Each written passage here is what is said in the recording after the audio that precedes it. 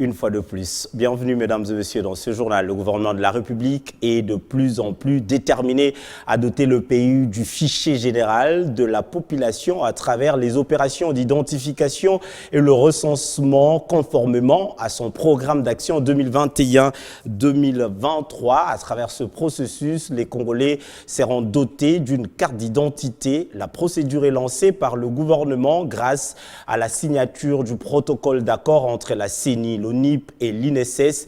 Le chef du gouvernement qui a présidé cette rencontre a appelé les parties prenantes à redoubler d'efforts pour parachever cette procédure.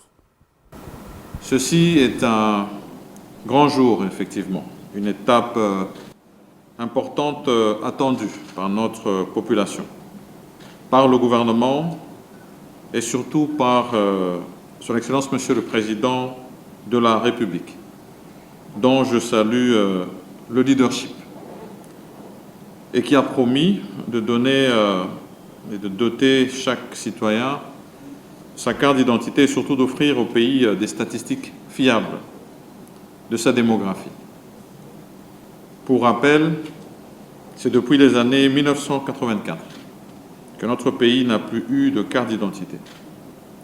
Ce processus est donc un défi de grande envergure que notre gouvernement est sur le point de relever s'il reste déterminé. Voilà pourquoi cette cérémonie arrive à point nommé.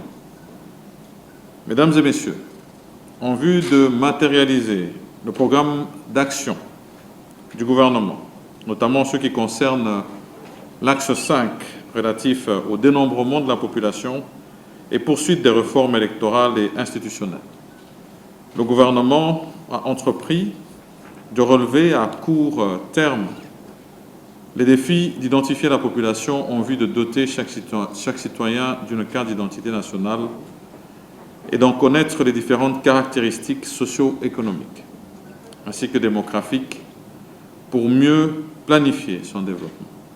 À cet effet, subséquemment aux résolutions du 10e Conseil des ministres tenu le 2 avril 2021, j'ai présidé en date du 5 juillet 2021 une réunion interministérielle élargie aux responsables des services spécialisés dans les domaines de recensement et d'identification de la population, notamment les ministères de l'Intérieur, du Budget, du Plan, des Finances, du Numérique, ainsi que de la Commission électorale nationale indépendante, l'Office national de l'identification de la population et l'Institut national de la statistique.